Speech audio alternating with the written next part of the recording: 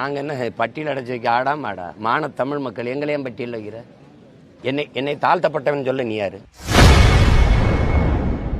தாழ்த்தப்பட்டவர்கள் என கூற நீ யார் என்றும் பட்டியலில் அடைத்து வைக்க நாங்கள் ஆடா மாடா என விசிக தலைவர் திருமாவளவனுக்கு நாம் தமிழர் கட்சி ஒருங்கிணைப்பாளர் சீமான் ஆவேசமாக பதிலடி கொடுத்துள்ளார்.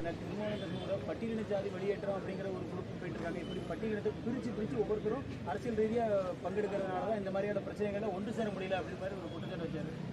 அது உண்மைதானா? உண்மையிலே பட்டியலினை வெளியேற்றணும் அந்த மாதிரி பேச்சுனா மீண்டும் கீழே நோக்கி இழுக்குன்னு நினைக்கிறீங்களா? அது அவருடைய கருத்து.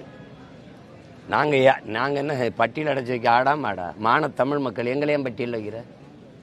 என்னை தாழ்த்தப்பட்டவன் சொல்ல நீ யாரு? நீ யாரு முதல்ல? நான் தாழ்ந்தவனா தாழ்த்தப்பட்டவனா? என்னையிலிருந்து என்னை தாழ்த்தின? வரலாற்றில் எனக்கு தெரியுது என்னையிலிருந்து என்னை தாழ்த்தினேன். தமிழன் பெருமைக்குரியவன். காரணம், தமிழ் பெருங்குடியிலே பிறந்ததுனாலேயே தமிழன் பெருமைக்குரியவன்கிறார் புரட்சி பாவலர். என் மக்கள்லாம் கேட்குறான், என்னை வெளியே விடுறா அப்படின்னு.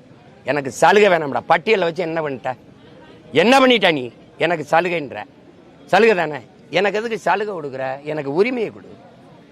எனக்கு வேண்டியது சலுகை அல்ல, எனக்கு வேண்டியது உரிமை.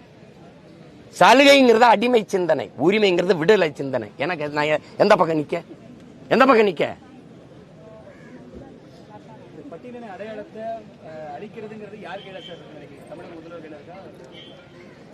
அது தமிழக முதல்வர் செய்ய முடியும். பட்டியலிருந்து நீங்க இந்த சாதிக்கு இவ்வளவு இடஒதுக்கீடு கொடுக்குற நீங்க எங்களை வெளியேற்றி விட முடியாதா? பட்டியலிருந்து வெளியேற்ற முடியாதா? மத்திய அரசுக்கு சரி, மத்திய அரசுக்கிட்டே இருக்கு, நீங்க பரிந்துரைங்க.